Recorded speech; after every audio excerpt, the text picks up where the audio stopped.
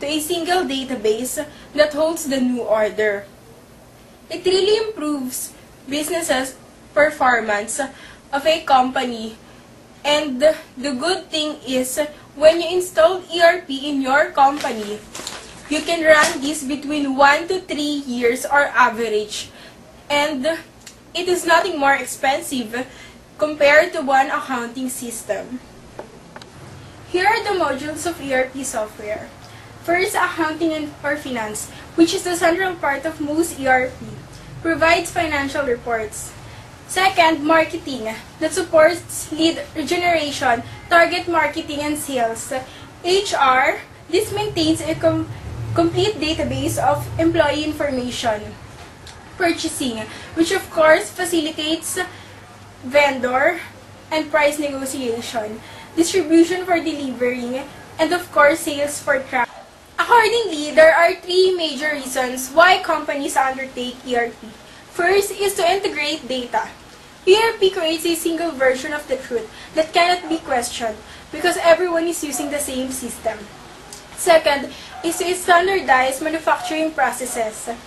It lessens the work and can save time and productivity. It increases productivity, rather. Third is to standardize HR information.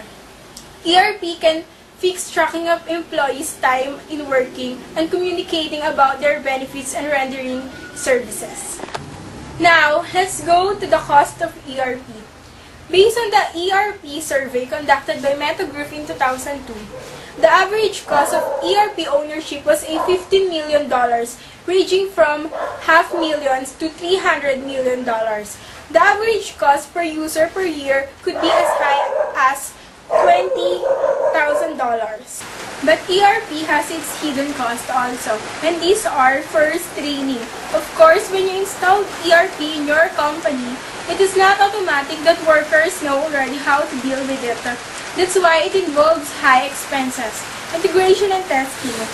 It is a must to test your system first to know if it really fits your business. Data conversion. Of course, companies should move corporate information from old system to new ERP hosts, and that costs them. Data analysis. Here, one will check all their data analysis needs before assigning off the budget. Consultants and infinitum. Engaging with ERP needs consultants to guide the company using it, and they are also a big help in training your staffs. But of course, your company have to pay for that, replacing your best and brightest. If they lost the best people, it will cost them more to hire a new one who is good and the best, because it will ask double the salary of the one they lost. Implementation teams can never stop.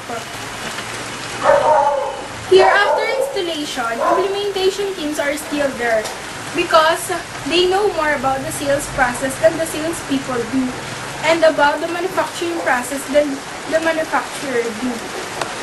Waiting for ROI. ROI means return on investment. Management must still continue in doing the improvements in the business processes affected by the system. And the last is post-ERP depression. When some people can't do their jobs because they haven't mastered the new way yet, they panic and the business goes into spasms.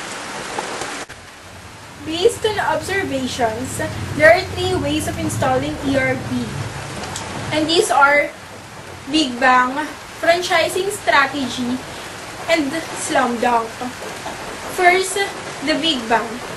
It is the most complex and difficult way of installing ERP, but few companies still dare it. In short, it is after the way of installing ERP and be familiar with it. Second is the franchising strategy.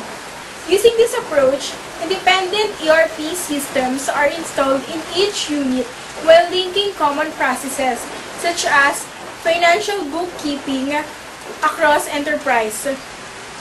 And this is the most used way among the 3. And the last is the slam dunk. Slam dunk is like franchising in a way that it is commonly used. also in implementing ERP, but generally for smaller companies. And this approach can claim much payback from the new system, and it doesn't force employees to change their old habits even though they are working with ERP already. ERP is initially developed for manufacturing. It is really a help if used by other fields or institutions, such as hospitals and schools. Maybe here in Adamson University, they are using ERP also to integrate and access student information, course prerequisites, course schedules, and etc. Though ERP can really improve businesses, it has disadvantage also. And the main disadvantage of ERP is its cost. Depending on the software package and data entry needed in the company, ERPs can quickly become expensive. The configuring the ERP for new divisions or departments can also add cost, causing future profitable activities to be turned down due to increased software expenses. One example of the ERP software is the Epicor manufacturing. This is one of the biggest names in ERP software, and it has a large presence in the manufacturing industry. Over the years, it has built out extensive functionality that can scale up or down to all sizes of companies. And here is an example of ERP software.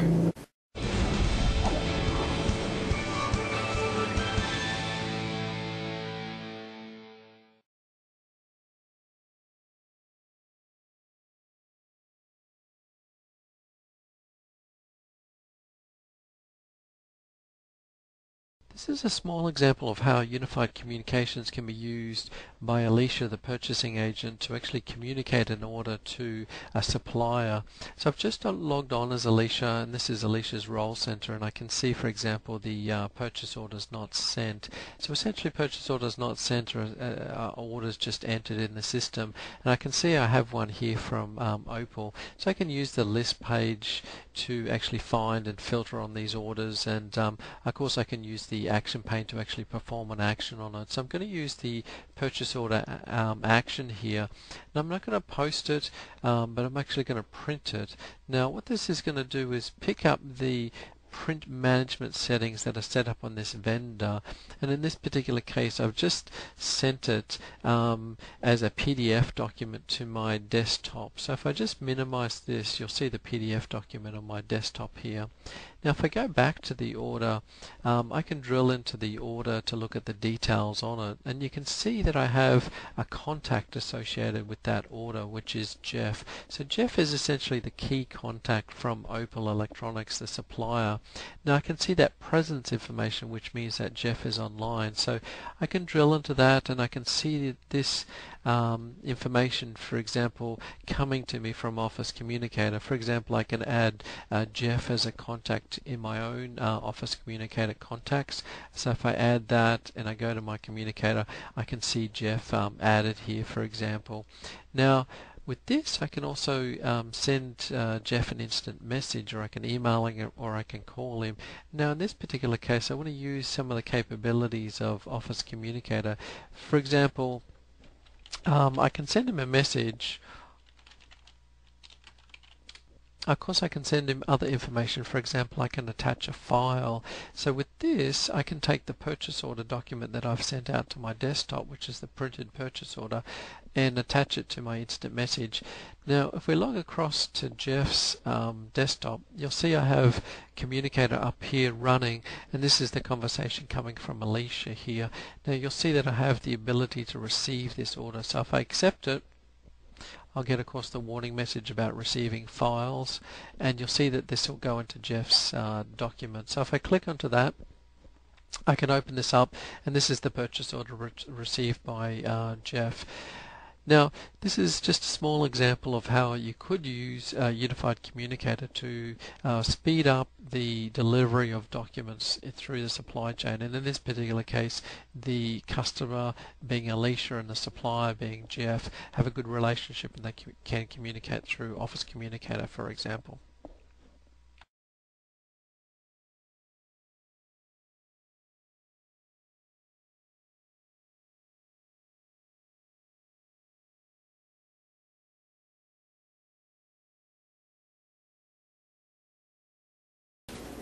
I am Jonalyn J. Carson, and that's the end of our report. Thank you for listening.